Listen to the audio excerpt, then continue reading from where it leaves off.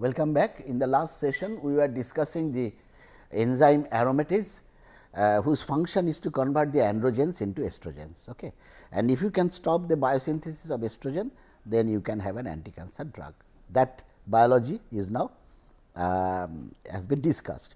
Now, the question is how the androgens are converted into estrogen. The reaction is nothing but removal of a methyl that you have to do in order to aromatize the A ring. Okay. First, the methyl is oxidized to CH2OH. Who does the oxidation? It's an iron mediated, and oxygen is the co-substrate, and electrons come from the NADPH. Okay, NADPH is electron donor, oxygen is a co-substrate, and then iron is the mediator of electron transport. Okay. So, first it goes to alcohol, then another round of oxidation, it goes to the aldehyde, and from aldehyde we will start. Okay. The aldehyde, where is the aldehyde? This is the aldehyde. Okay. This is the aldehyde, and this is what is the aromatase enzyme. It has got this porphyrin 4 nitrogen, typical 4 nitrogen system, which is linked to the ferrous. So, the iron is in the ferrous state. Okay. And then the aromatase have a cysteine residue, and the iron is coordinated to the sulfur. Okay. You know that when the iron is the ferrous, it is a pyramidal, structure, but when it becomes the Fe3, it becomes square planar. Now, how does it become sp3? By donation of, by forming a bond with the oxygen. Oxygen is triplet. So, now iron gives one electron to the oxygen, and this oxygen donates the other electron to form this iron oxygen bond, and this is O dot. Now, the NADH transports one electron. So, it becomes O minus, and this O minus attacks the aldehyde carbonyl. So, what will happen? This becomes, this is the aromatase. I can write it here, means you do not have to write that big. This is still in the ferric state, that is now attached to the oxygen, then another oxygen, then OH, and you have this part, sorry, not this, just a second. So, you have, this is the other A ring and this is the B ring, A ring, B ring. Now, you have double bond O here, and you have one hydrogen, here. So, this is the situation, and the C ring is attached here. Okay. This is the fate of the methyl. Now, you can write this as OH, sorry, there was a double bond to start with here, there was a double bond. So, you can form this enol now. Okay.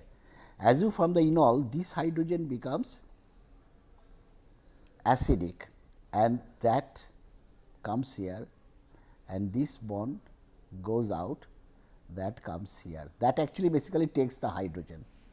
So, this takes the hydrogen, that comes here, that goes there. So, this is basically what? This is nothing but formate, and this is the iron.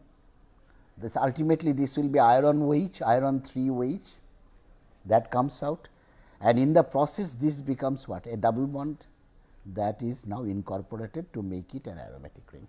So, this is the mechanism of your aromatase.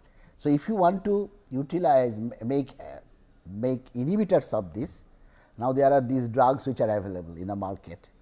There are non-steroidal drugs also. These are not no linkage with the steroid or no relation with the steroid, as if apparently, but they are inhibiting the aromatase. Okay.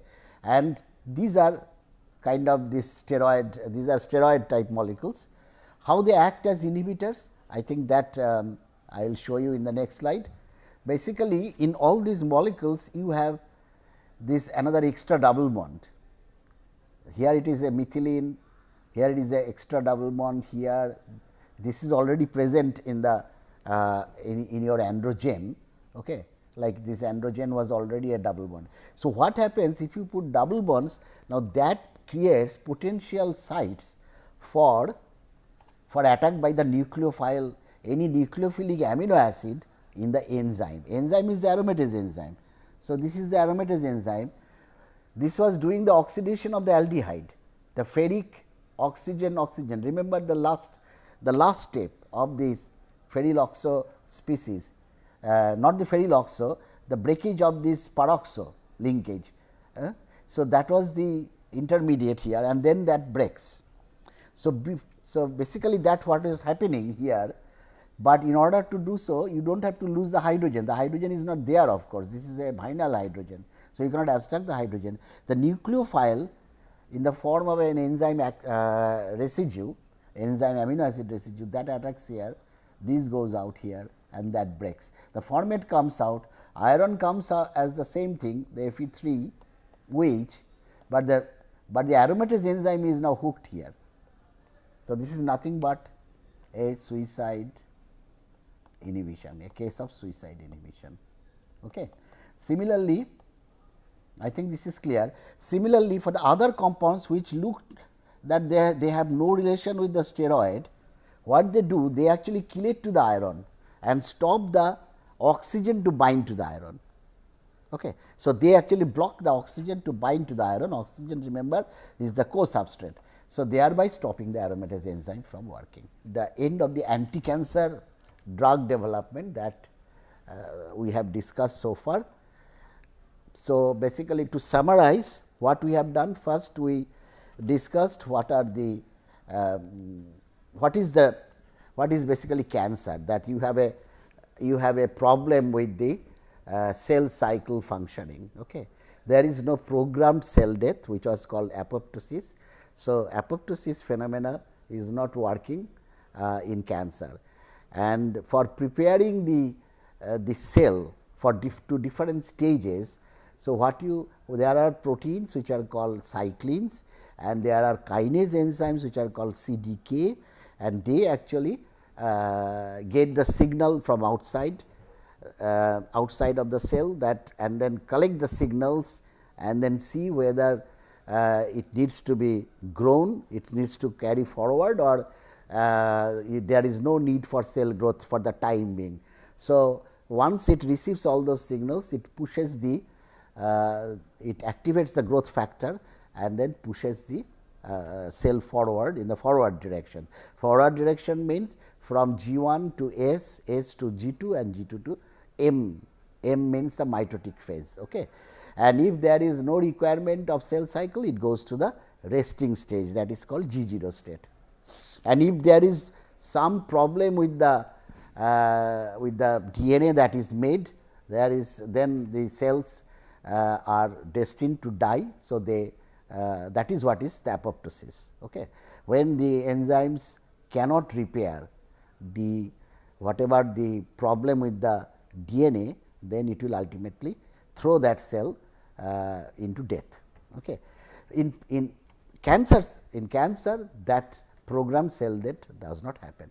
So, one good target is the cycling dependent systems. Okay, I told you. So, there are many kinase enzymes inhibitors which are now available in the market as anti-cancer drug, although we have not discussed that. But later on, then we stated what could be the targets for cancer, and we found that the DNA could be a very good target, because that is the commander in chief of the cell cycle. So, you can use alkylating agents, you can use chain cutters, you can use intercalators, and we have given an example of all these agents. Then we went to discuss the HDAC, that means the histone proteins. How can you modify them and then or perturb them not to work efficiently, and HDAC inhibitors as simple as SAHA, that is a hydroxamic acid which chelates to zinc, and HDAC is, by the way, a zinc dependent enzyme, hydrolytic enzyme. So, it stops the HDAC from working. So, that was one new development, and then we talked about the aromatase inhibition. Aromatase, that estrogen production from androgen, and that can be stopped. There are many drugs that are available in the market today. So, we finish with that the anti-cancer drugs, and now we will move to some other topic, which is the another very important agents that are taken by which are sold to a large extent. They are called anti-ulcer drugs. We suffer from acidity quite often, and today there are very good drugs. Earlier days, when people have hyperacidity, they used to suffer from what is called peptic ulcer, ulceration of the GI tract. Okay. And now today we have very good drugs to combat the formation of ulcer, because we can take care of the acid. Earlier days, what was the treatment for acid is to use bases. Okay. Very simple, that if acid is formed, then you have to add base to neutralize it. Okay.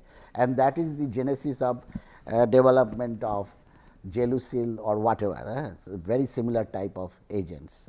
These are hydrated alumina magnesium oxide that neutralizes, but that does not stop the production of HCl in the stomach.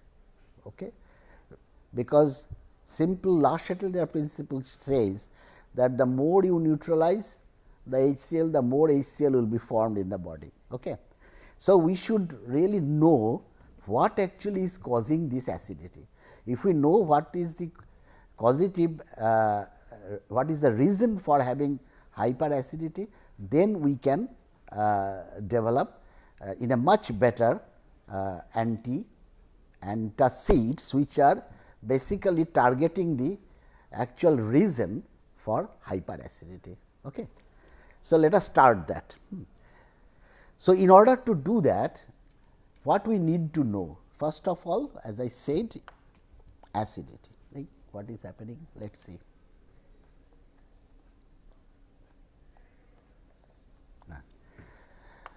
So, in order to study this aspect of medicinal chemistry, first, cause of acidity. Number 2 is then target identification, okay? Because these are actually intimately connected, cause of acidity and target identification, and then develop drugs.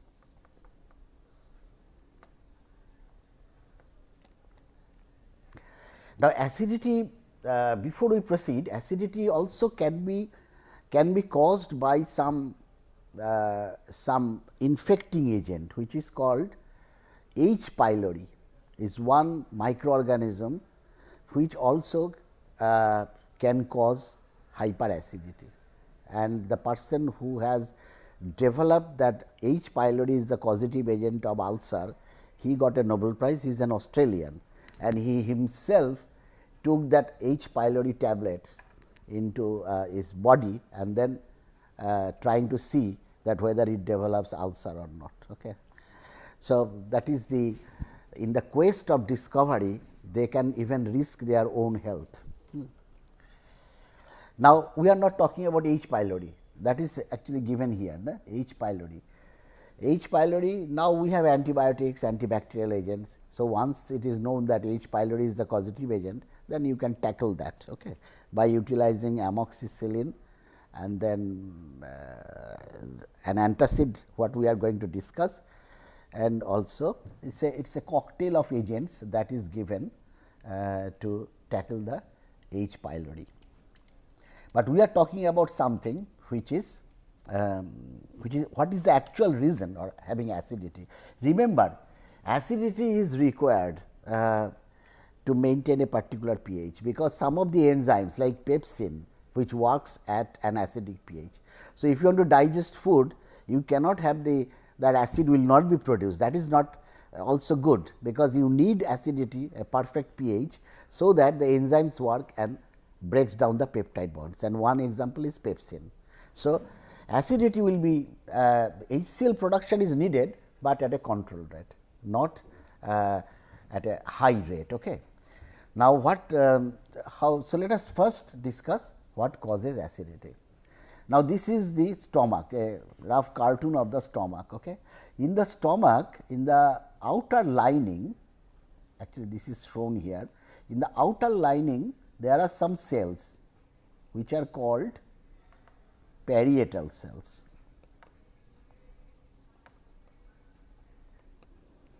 In the outer lining. Okay. These parietal cells, if you expand it, they look like this. This is what is the, see, this is circle, in the circle you say parietal cells.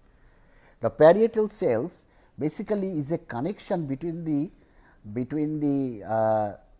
outside of the stomach, whatever is flowing here, and inside, because what happens, it can absorb something and it can, there is a gap here. So, through the gap it can push the ions or other small molecules, whatever is required, it can do that. Achha. One thing that it does is that it has got what is called a proton pump. Means proton pump means it pumps in protons. So, basically you have the stomach, there is a parietal cell which has an opening here. Okay. A parietal cell like this, it has got an opening. So, its job is to pump proton inside the stomach. Okay. Where from the chloride ions come? So, that is the cause of protons, but where from the protons come, that is one. Where from the chloride comes? Actually, before that there is one stage, that stage is carbonic, there is an enzyme called carbonic anhydrase. Carbonic anhydrase is basically water plus carbon dioxide becomes carbonic acid, which is a weak acid, but it dissociates into H plus and bicarbonate. Okay. That is the source of H plus, and bicarbonate is replaced by, bicarbonate does not enter the parietal cells, the proton enters along with chloride, and to maintain balance bicarbonate is pumped out of the system. Okay. So, basically what ultimately remains is H and Cl. So, that makes HCl. Okay. Now, what signals that this proton pump has to work? There must be some control mechanism by which this proton pump works. Now, again I repeat, this proton pump is basically, why these are called pumps? Because pumps are what? It releases air on one side and then brings water. Okay. That is one type of pump. Proton pump means it puts proton inside, but you cannot have it has to be, it has to taken out some counter, the ion also, this is positively charged, your stomach cannot be positively charged. So, you have to take out some positive ions, and in fact, it takes out the potassium ion out of the stomach. Okay. So, that is why this is called H plus K plus proton pump. H plus K plus proton pump. The first cation means it is going inside, and the second cation means it is going outside. Okay. So, this proton pump, where from the energy comes? This is an enzyme which hydrolyzes ATP. Energy comes from hydrolysis of ATP. So, it is a proton pump which is nothing but a hydrogen H plus K plus ATPase. Okay. So, that is the proton pump. What regulates the proton pump? Three things. One is histamine. What is histamine? Histamine is the decarboxylated version of histidine. If you decarboxylate histidine, you get histamine. Okay. Like dopamine, we have read dopamine, that is the decarboxylated version of L-dopa. Okay. Similarly, histamine. So, histamine has a receptor on the parietal cell. There is another neurotransmitter. Histamine, by the way, you can call it as a hormone, because it works at several places. Another neurotransmitter, acetylcholine, we have already read that. So, there is a receptor for acetylcholine, and there is a receptor for a peptide which is called gastrin. And so, any of these, if they bind to this receptor, that sends a signal to the proton pump to work and then push the H plus inside the stomach, and that causes acidity. So, now you know what causes acidity. So, what will be your strategy? Either to stop the acetylcholine from binding here, or to stop the gastrin from binding there, or to stop histamine from binding here. 3 strategies. I think this strategy was not successful, it is a big peptide. Acetylcholine, people started first looking at it, that inhibitors of acetylcholine, you know, there are inhibitors of acetylcholine, or your antagonist you can use. There is a third receptor H3, which is present in the CNS, central nervous system. If it binds to H1 receptor, it causes allergy. If it binds to H2 receptor, it causes acidity.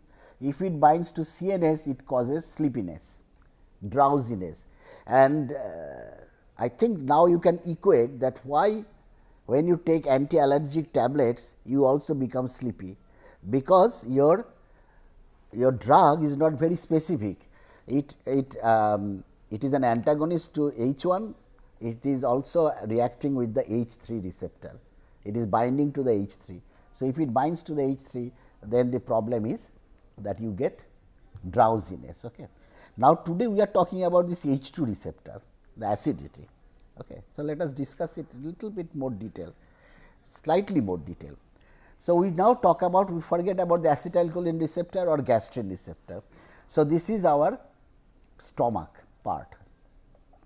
Okay. This is the parietal cells. Okay. Now, in the parietal cell you have this receptor, which is the H2 receptor, histamine H2 receptor. By the way, the receptors are named according to the hormone or neurotransmitter, like adrenergic receptor, which is the receptor for adrenaline.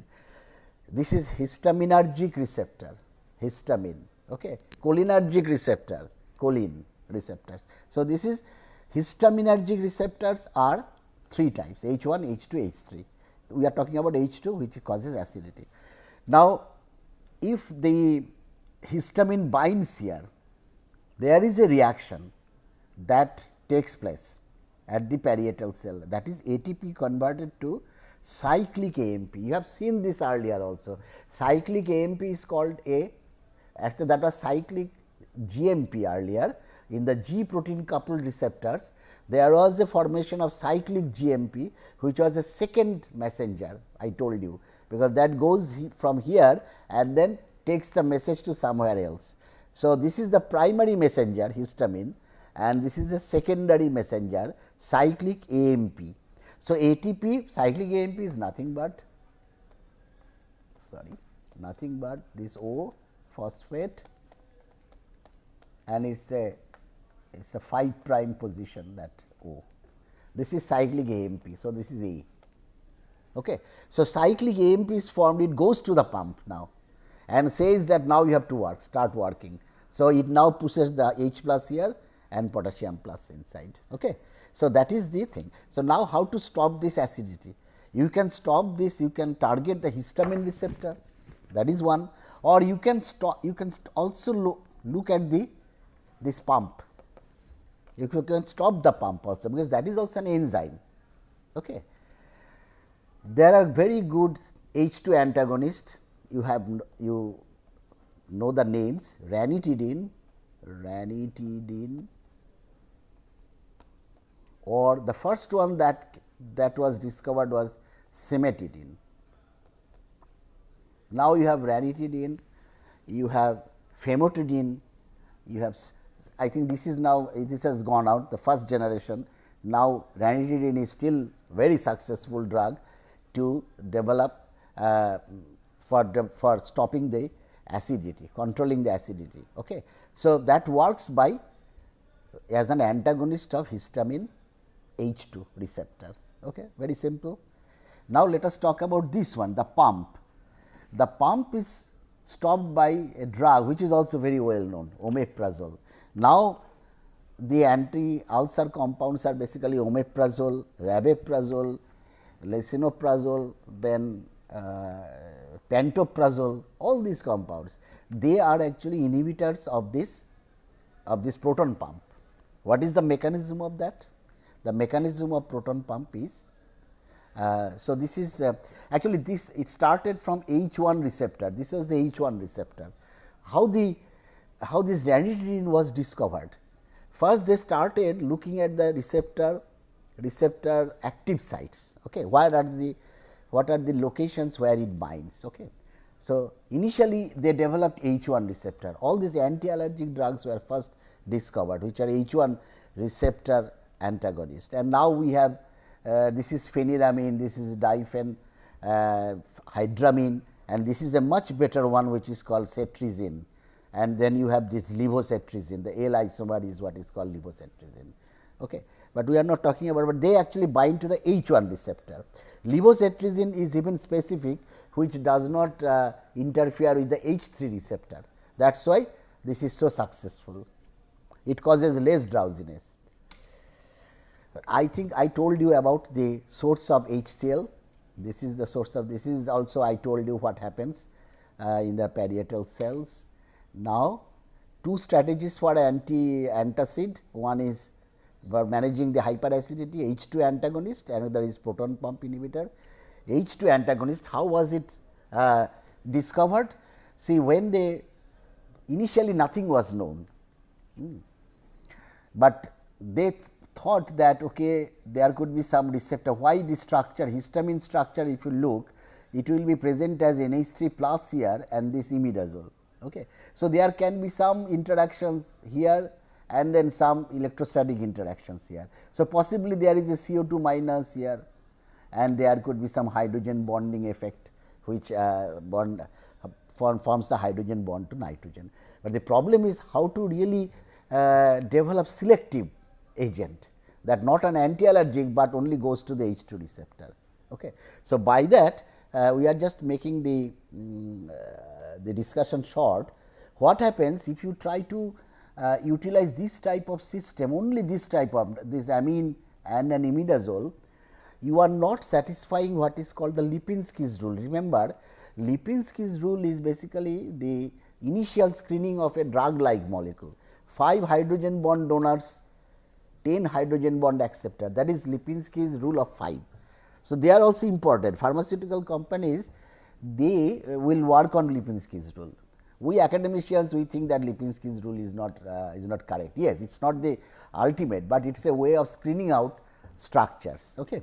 So, based on these, what was made or what was found, that if you attach to the histamine another binding agent, that means it was, I think it is just by extrapolation, they thought that there may be other binding sites in the H2 receptor.